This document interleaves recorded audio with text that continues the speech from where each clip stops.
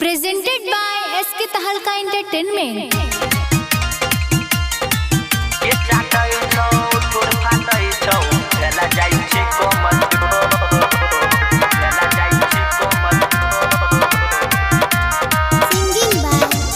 Singing by Neeraj Rajdhani. कौन छौरा से रोज रोज लैछी कौन छौरा से रोज रोज लैछी गलती करै छी गाना गोर के चाटै छौ ठोर फाटै छौ के चाटै छौ ठोर फाटै छौ भेला जाइ छी कमजोर के चाटै छौ ठोर फाटै छौ भेला जाइ छी कमजोर कौन छौरा से रोज रोज लैछी कौन छौरा से रोज रोज लैछी गलती करै छी गाना घोर के चाटै छौ ठोर फाटै छौ के चाटै छौ ठोर फाटै छौ भेला जाइ छी कमजोर के चाटै छौ ठोर फाटै छौ भेला जाइ छी कमजोर गे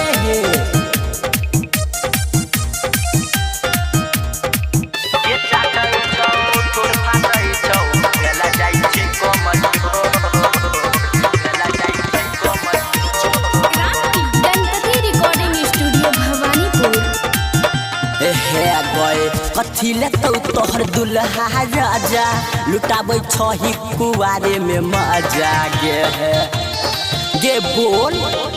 कथी लेतौ तोहर दुल्हा राजा लुटाबै छही कुआरे में मजा देखे में जेना लागै छ शरीर देखे में जेना लागै छ शरीर चुसल छही पोरे पोर के चाटै छौ ठोर फाटै छौ के चाटै छौ ठोर फाटै छौ भेला जाइ छी कमजोर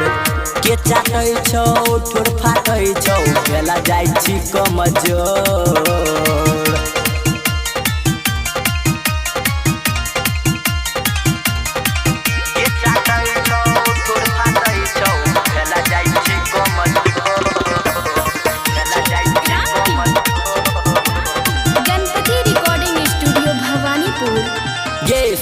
नीरज सरवन तोहर करै छो पीछा एक बेर ओकर पुराय दही इच्छा गे सुनै छी नीरज सरवन तोहर करै छो पीछा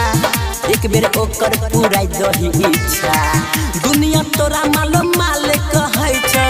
दुनिया तोरा मालो माले कहै छौ हमहु कहबो बेजोर के चाटै छौ ठोर फाटै छौ के चाटै छौ ठोर फाटै छौ भेला जाइ छी कमजोर के चाटै छौ ठोर फाटै छौ भेला जाइ छी कमजोर।